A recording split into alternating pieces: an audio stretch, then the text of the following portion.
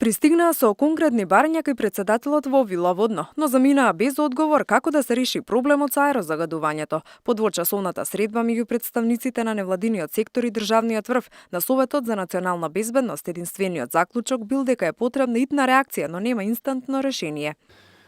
Советот за безбедност е советодавно тело на претседателот. Не е тело кое одлучува, кое решава. Ние не се собравме тука за да донесеме одлуки за решавање на овие проблеми или за забрзување на позитивните трендови во оваа област. Неспорно е дека е потребно и на ова ниво да дадеме еден импулс плюс во јавноста, да ова прашање се третира не ад хок, туку системски.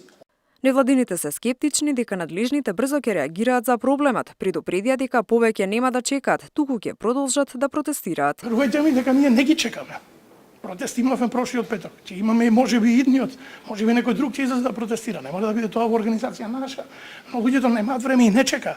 Да ми верувате, само стравот е малку поголем од колку нивниот револт. Ама верувам дека ако владините институции не почнат, тој страв ќе се преточи во излегување по улиците во континуитет.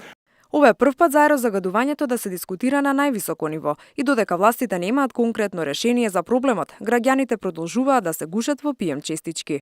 Високи вредности мирните станици вечерва регистрираат во Скопје, Кичево и уште неколку други градови. Елена Милошевска, Сител телевизија.